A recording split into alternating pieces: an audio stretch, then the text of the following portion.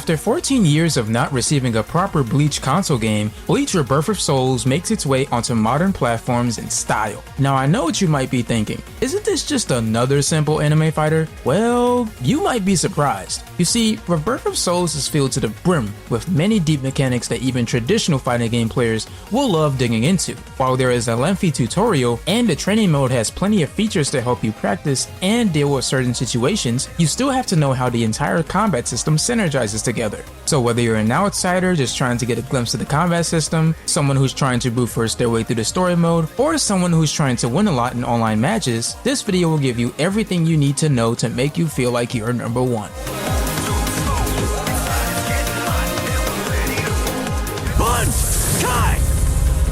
Tensa Zangetsu.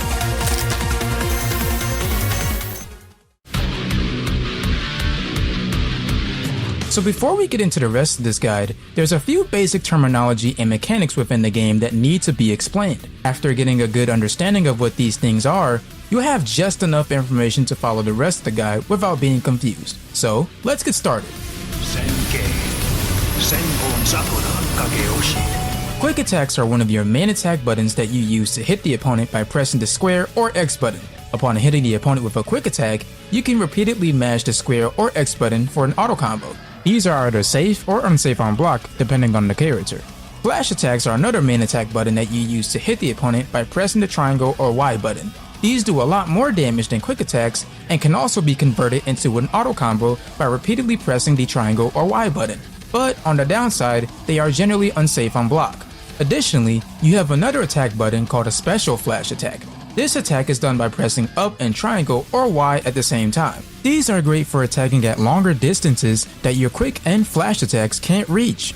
Alongside these regular attacks, you have two special moves you can use called spiritual pressure moves. These moves use the yellow Ryatsu gauge to bring out different kinds of attacks that give you varying benefits. Spiritual pressure move 1 can be done by pressing L2 plus triangle or LT plus Y at the same time. Alternatively, spiritual pressure move 2 can be done by pressing L2 plus circle or LT plus B at the same time. Every character also has something called a signature move. This can be done by pressing the circle or B button. Some characters require you to hold the button to give the move more power. Depending on the character, these moves will either attack the opponent, parry attacks, or change your character's moveset.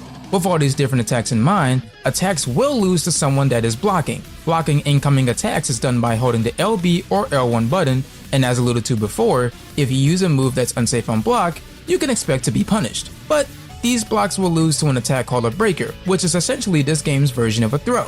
With these three options together, there's an interesting rock paper scissors dynamic where you have to predict which option your opponent would choose. Lastly, there are two powerful attacks in Rebirth of Souls that you should keep in mind: Hakugeki's and Kikon moves. Hakugeki attacks are a slow moving strike that sends your opponent flying away on hit. This is done by pressing RT or R2, and if you keep holding the button after the hit, you can send out your ultimate attack, which is called a Kikon move, which is used to deplete the opponent's stocks or Konpaku. More on that later. Now that you've gotten an understanding of the basic tools and mechanics, let's start getting into the important phases of the game, starting with neutral.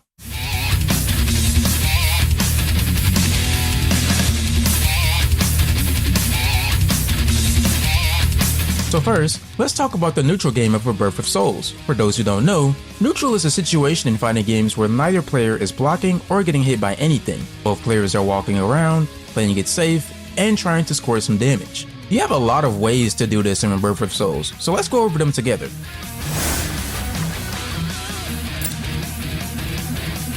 The Hoho Flash Step mechanic is one of the great options to use in neutral. By pressing L2 plus X or LT plus A at the same time, it uses some of your reverse gauge to instantly teleport behind your opponent so that you can start going for attacks. It's pretty useful for dealing with characters who like to throw out projectiles so that you can catch them and punish them on their recovery. Just be careful, as it is very punishable if you become too predictable with it, which we'll cover in just a second. You also have the ability to use Hoho Flash Step as a parry. If you use it framed perfectly on a projectile or normal attack, you will teleport behind the opponent in a cool cinematic cutscene and punish them. Playing passively in neutral by walking around and blocking is also very effective. This allows you to block incoming attacks and go for punishes, wait for the opponent to whiff a button and punish, or react to the opponent's Hoho Flash Step move and counter.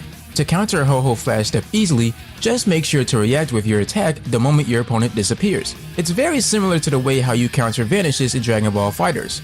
Throwing out attacks proactively in neutral is also a way to score damage in a game. Similar to the way how pokes work in other fighting games, you are trying to occupy the space in front of you and remind your opponent not to try and come closer. If you're fighting against players who like to run at you all the time, this is pretty great for putting a stop sign in front of their face. For all you combo enthusiasts out there, you can create even more damage by using the chain reverse mechanic. This is similar to Guilty Gear's Roman cancel mechanic for anyone familiar with that series, but if you're not, essentially by pressing LT plus square or LT plus X at the same time after hitting the opponent, you cancel your move's recovery and slow the game down for a moment, giving you more time to follow up with another attack that you normally wouldn't be able to follow up with. All of this comes at the cost of your whole reverse gauge meter. Moreover, if you send your opponent flying with an attack, you can use the Hoho mechanic to instantly teleport right behind them and continue to combo. Just keep in mind that the opponent can use a mechanic called Burst Reverse, which uses their reverse gauge to break out of combos. This mechanic is also done by pressing L2 plus square or LT plus X at the same time, but only when you're getting hit. You can try to beat this by doing a Hoho Flash Step if you predict it, but it's very hard to time, so do it with caution. Movement also plays a core factor in scoring damage in Rebirth of Souls. Using side steps and back steps are pretty helpful in making the opponent's attacks miss. If you are close enough, you can even punish them afterwards. Additionally, if the opponent is playing a little bit too passively, you can just dash at them and start attacking. If they aren't willing to take the initiative, why not do it yourself? Having said all of this, it's important to mention that your character's spiritual pressure moves and signature moves can also be useful in neutral. Some of these moves will be parries, forward advancing attacks, pokes, and much more. One last thing to go over in this section is the soul reverse mechanic. Upon using the reverse gauge in neutral by pressing L2 plus square or LT plus X, your health bar will start to heal over time and your side steps and dashes will be much faster. Additionally, it restores your Ryatsu gauge when activated. Of course, these benefits will only last for a certain period of time, but it's great to use if you're ever in a situation where you need to gain some health back. As you can see, the neutral game in Rebirth of Souls is packed with things you can do, and it's up to you to decide the best way to utilize your various resources. But eventually, you'll find yourself in a situation where you and your opponent are up close. So what do you do in these circumstances?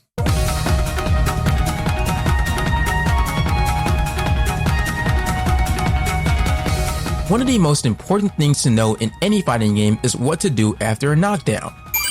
This is commonly called okizeme or oki in the world of fighting games, which is a situation where your opponent is knocked down and you're able to pressure them with several strong options while they're getting up, while the other player has very limited options to deal with that pressure. This concept very much exists in Rebirth of Souls and is extremely important to learn. Your flash attack auto combo knocks the opponent down, so you can use this as a way to start your oki. After knocking the opponent down, you can go for a well-timed flash attack that hits the opponent right as they get up. This is called a meaty attack, and is great for beating people who like to mash attacks on their wake up. Some characters may have to dash to get their attack to hit as a meaty, while others can just attack right afterward due to their long range and still have their attack hit right when the opponent gets up. Characters can even use their special flash attacks to hit the opponent on their wake up. This is pretty useful to use if you are fighting against a character who you can't dash forward in melee because they have a faster wake up button or their button just clashes with yours. Some opponents may like to sidestep or backstep on wake up to avoid these attacks, so if you see that tendency, it's important to just dash forward for a bit longer to catch them later. Once you condition your opponent to block one wake up,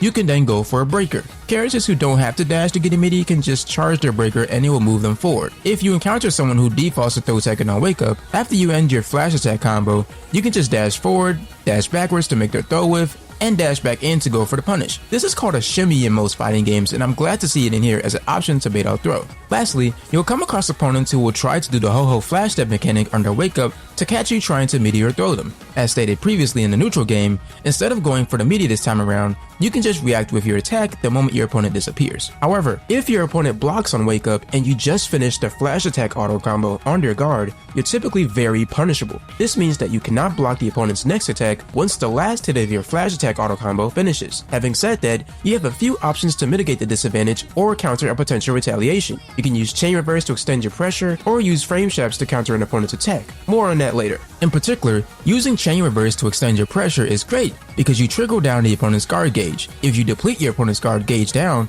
they will be unable to block until their gauge returns to normal. Your character might have strings that breaks the opponent's guard when at a specific threshold, so play around in training mode to see what can work. You can also frame trap the opponent after finishing your flash attack auto combo on their block. For those who don't know, frame traps are a powerful concept in fighting games where if you do an advantageous attack on the opponent's block, you get to attack before the opponent does, which causes them to get counter hit afterward if they try to attack. In Bleach Rebirth of Souls, you can very much do this. After finishing the flash attack auto combo, going into your Hakugeki attack afterward will beat people trying to attack after blocking your auto combo. This tactic only works for some of the cast, and some characters might have to delay the Hakugeki attack a little longer, or else they'll just hit the opponent's block. The characters it works for are Yamamoto, Soifan, Shinsui, Toshiro, Ikaku, Shinji, Ichigo, Ichigo Bankai, and Noitora. The characters who have to delay their Hakugeki a bit are Byakuya, Rukia, Uryu, Nelio, Grimmjow, Okiora,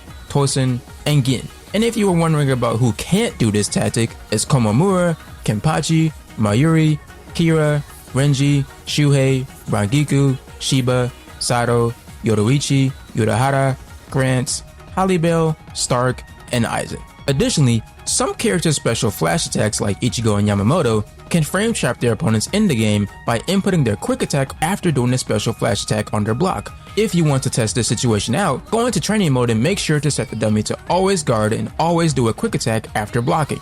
Alright, so we talked about the important phases of the game, so let's talk about how to actually win.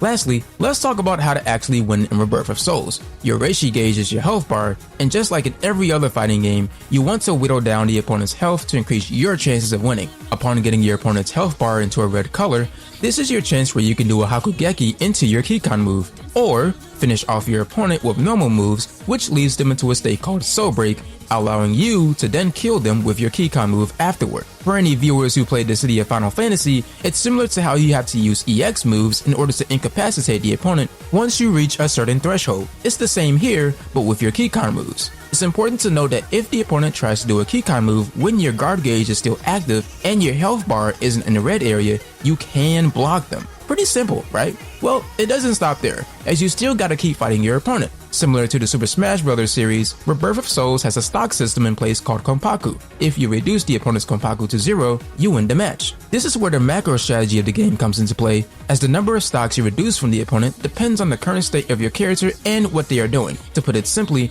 if you kill the opponent with a super attack after doing Hakugeki, the opponent loses 2 stocks. Alternatively, if you kill the opponent with your normal attacks to put them in Soul Break state, then activate your super attack afterward, the opponent loses 3 stocks. So you're basically rewarded more for putting your opponent in Soul Break. But that's not all. In Rebirth of Souls, characters grow stronger in matches through 3 states that build up over time: Evolution, Sublimation, and Spirit Drive or Reawakening. When you enter Evolution state, you gain 1 extra stock that you can remove from the opponent and some health back, plus some buffs and damage. When you enter Sublimation, you gain another extra stock that you can remove from the opponent. To provide an example, this means that if you kill the opponent with a super attack after doing a Hakugeki while in Evolution state, the opponent loses 3 stocks now instead of the normal 2. On the other hand, if you kill the opponent with a super attack after doing a Hakugeki while in Sublimation state, the opponent loses 4 stocks now. And if you're thinking that the opponent will lose even more if they are put into Soul Break while you're in Sublimation, then you are absolutely right. It's also important to mention that some characters have unique abilities that increase how many stocks they can deduct from an opponent. Thankfully, there's an easy way to identify how many stocks you remove from the opponent. If you look near your opponent's stock number, you'll see flashing orange bars and a yellow bar. The orange bars indicate how many stocks you remove from the opponent at the moment if you kill them with a super attack after doing a Hakugeki. The yellow bar basically indicates that if you Soul Break the opponent, you'll take both the yellow and orange bars. So if you're ever confused about how many stocks you can remove from the opponent in a match, be sure to look at these bars above. I should also mention that you should look at the timer clock. When the timer gets to 0, the player with the most Konpaku stocks wins the match. So if you're ever in a situation where you have more stocks than the opponent and it's 20 seconds or less on the clock, it's really powerful to just sit back, play defensive, and not overextend. And that's all we have for you. Thanks for watching, and stay tuned for more fighting game guides right here at IGN.